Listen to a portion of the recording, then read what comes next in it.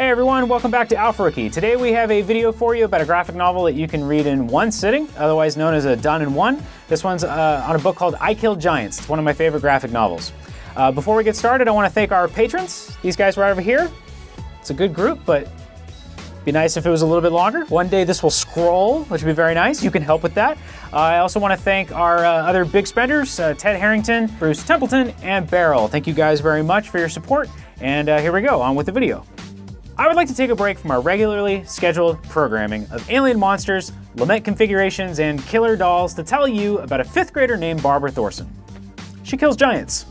Now, I've been reassured on more than one occasion that it is perfectly acceptable in today's day and age for a grown man to cry. And that's a good thing too, because I can't get through Rocky without crying, I can't get through Inside Out without crying, and I can't get through The Fountain without crying.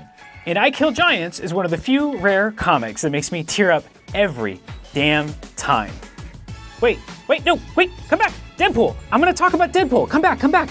Yeah, Deadpool, yeah, everybody likes Deadpool, you like Deadpool. He's not in I Kill Giants, but, the writer of I Kill Giants, Joe Kelly, is pretty much responsible for defining the character in every way but his costume. And that's because I would argue that in addition to the nihilistic humor, breaking the fourth wall, the swords, the guns, what Joe Kelly brought to the character was a humanity. What Joe Kelly did was make Deadpool the sad clown.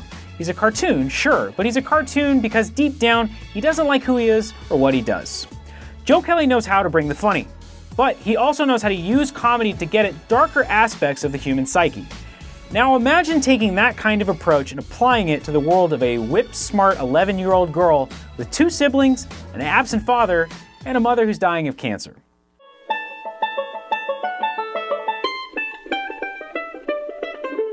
Barbara lives in a small seaside town and doesn't have many friends. Actually, she has no friends, unless you include the fairies and other random fantastical creatures that only she seems to see. While the other girls her age are fawning over boy bands and discussing clothes, she's busy designing her Dungeons & Dragons campaigns and putting magical runes on the heart-shaped purse she uses to tote around her own personal giant-slaying warhammer.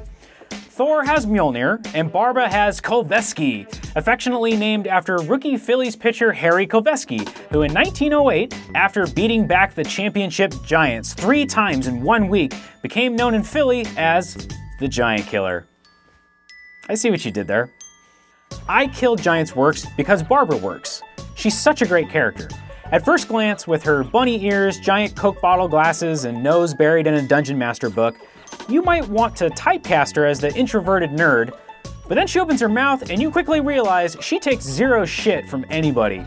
Take Jesse Custer's predilection for calling out people on their fakeness or wrongness, and combine that with the most bitingly shrewd comedian that you can think of, and you might get somewhere close to Barbara Thorson.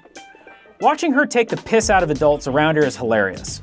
She's not scared of her teachers, or her principal, or the school bullies. She doesn't seem to be scared of anything, except the sick person in the upstairs bedroom of her house. And she doesn't seem to want to be a girl her age, except that she desperately wants to be a girl her age. These kinds of contradictions are what good character arcs are made of. It's what we mean when we say a protagonist needs to have flaws, something to overcome, realizations to make. Rocky's flaw is he thinks he's just a bum, but he's wrong. Joy's flaw is she thinks that happiness is the only important emotion to have, but she's wrong. Dr. Creo thinks death is a villain to be defeated, but he's wrong. And Barbara thinks that if she acts tough and keeps herself closed off from everyone, she can avoid a sad truth. And that's really where the heart of I Kill Giants resides. It's a story about depression and anxiety and pressure. The closer Barbara's mother gets to the end, the more that pressure intensifies, threatening the fantasy she's cocooned herself with as a coping mechanism. And there are so many things at stake if she doesn't come to terms with her mother's situation. Though it's fun to see her unleash her wit on the deserving, she can also be cruel. Though her loner status is part of her charm, her loneliness is clearly crushing her. We see glimpses of the damaged person she might become if she doesn't come to the correct realizations. If she doesn't learn to let people in that truly want to help her, like the sincerely dedicated school psychologist, or the sweet but authentic girl who just moved into the neighborhood that has a little darkness of her own. Joe Kelly and Ken Niimura make you feel what's at stake with Barbara's story in a more profound way than any end-of-the-world scenario, because we see what could possibly be the end of this little girl's world. As I said before, a big part of that is endearing us with humor. Another big part is the creative team's decision to not look away from the uglier, meaner implications of Barbara's conflict. Whether that's showing us the pain Barbara does her best to hide, or not holding back when it comes to school bullying and the real consequences that come with it. I've always been impressed at Kelly Inamura's unflinching depiction of violence in this book. I feel like it's rare to portray the kind of schoolyard ugliness that's certainly not exclusive to boys. By laying this groundwork, endearing us to the characters through humor but also honesty, I Kill Giants never feels manipulative. When the real gut punch moments happen, they feel earned. Oh man, look! Barbara's new friend left her a note asking if they're still friends. My heart is so warm right now. All of my cockles are full of fresh sourdough bread. And oh God, this is it. She's being confronted by everything she's been too afraid to face, and she's on the precipice of a profound realization that lots of people go their whole lives without ever understanding, and I'm gonna lose my shit. I'm gonna lose it. This book is so damn good. Why can't everything be this good? Or at least that's what it feels like reading it every time. I love this book so much, and if you have half a heart, you'll probably like it too. This one's actually a pretty easy one to find. I didn't want to use the Overlooks title with this video because it was nominated for an Eisner and has had actually some pretty prestigious recognition in Japan actually, which makes some sense given Nomura's manga-influenced style.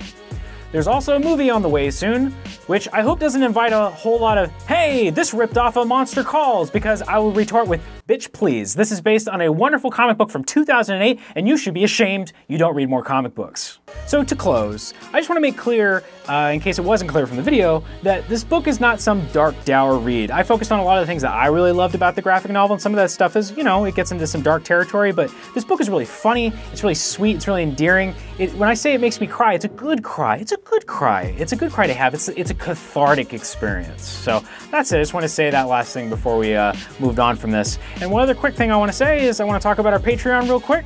If you really liked this video and you thought, hey, that was pretty good. In fact, you know what? You don't even need to say it. I'll say it for you. I'm pretty proud of this video. I really enjoyed it. I'm going to review it. I'm going to say 5 stars. It was a really good one. And I would give myself $1 if I could, but I would still just only be I would have $1. So, you know, think about the Patreon a little bit and support this stuff. And, you know, this comes from the heart, so $1 comes from your wallet. And I mean, kill your own giants. Kill those giants that keep you from supporting your favorite entertainment and your favorite YouTube channels. That's a giant you could kill. And, you know, when you think about it, if you take $1 out of your wallet, not only does it physically make you lighter, but it probably also gives you a sensation of being lighter, as if there's less gravity, you know, and you're less weighed down by it might solve all of your life's problems, you know, if you're depressed and there's sad things happening in your life and you have giants in your life, you know, you might be able to slay those giants by supporting somebody on Patreon, you know. Somebody could, you know, make a comic book about that, you know, about your journey and you know, your realization, your character arc from person that doesn't support somebody on Patreon to somebody who supports somebody on Patreon and feels lighter and brighter and generally more optimistic about life in these trying and troubling times. Please give me your money.